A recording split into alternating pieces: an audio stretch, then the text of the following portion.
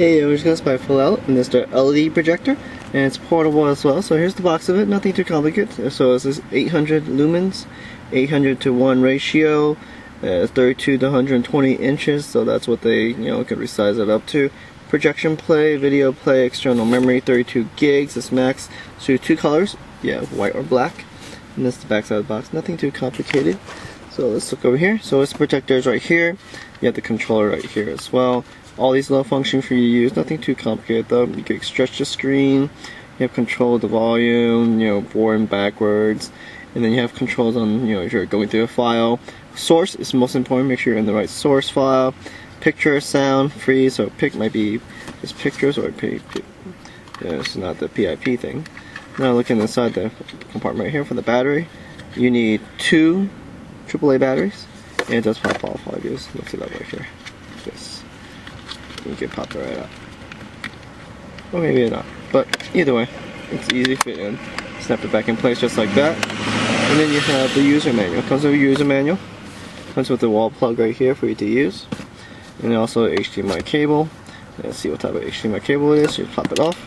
So it's silver tipped. And the thick cable gauge means it's good quality for the thickness of it. And then of course you have the in cable. So this is the VGA, not the VGA, but the AV cable. So you have your VCR or anything that you want to plug in, or you have your old school gaming system. You can use it as well. So let's pop off this lid right here. This is hard plastic. You can see the lens right here. You can adjust it. The focus of it is adjusted through this, and you see it pops out pretty far. So you want to pull it back in. You're going to put the lid back in and pop the lid back in place. Now you might want to stick it out just a little bit, see if it fits all the way, and then that'll be fine. Now this back piece right here, this is for the keystone. So it's like you're watching your screen and it's like, oh, how come the bottom's a little blurry?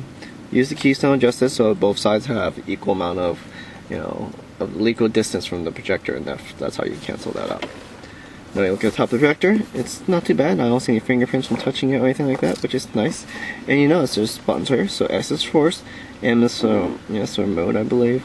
Then you have also the arrow keys, and you click on OK to start playing videos. You have the backward keys, then you have the power key as well. Look on the side right here, you have also the plug, and you have also the base. You have this piece that comes out just like a regular projector. And you also have this slot for a tripod, in case you want to put it on a tripod as well. Rubberized feet, if you have a nice flat surface, that's going to work just fine. And also notice here, you have SD slot, USB slots, HDMI slots, and this one says 5 volts, so this is for actually charging your phone or any devices you need power. Maybe you have the LED light that goes above this so you can see what's on the projector while it's nice and dark. HDMI slot, as I said earlier. You have also, here's the AV slot and then headphone slot. So it does have its built-in speaker.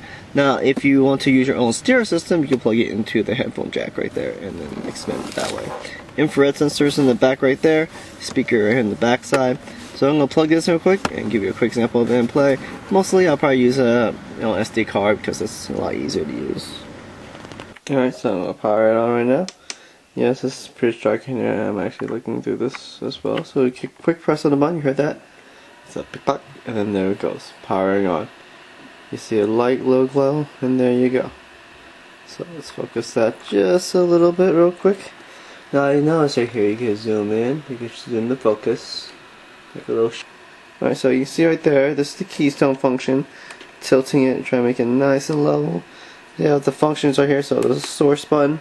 So you press it again, you have AV, HDMI, so for SD, that's what I have, so I click on OK. And then if you hit the M button, that's what it does. So you have settings, that's what it is, like your modes of settings. And just like that, hit the M button again, you're back out.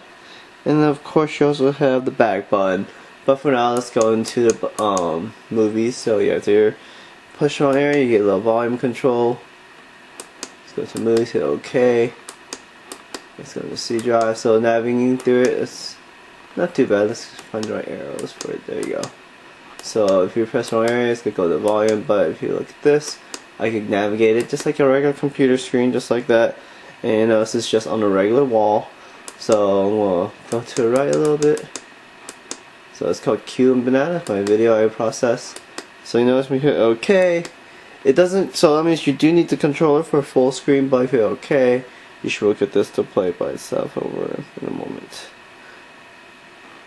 So it'll take us time to play it through it. Let me see if I get it to start up real quick. If not, I have to get that controller for it. Sometimes you need controller, sometimes you don't. There you go. Holding the button down causes it to shift. So let's increase the volume.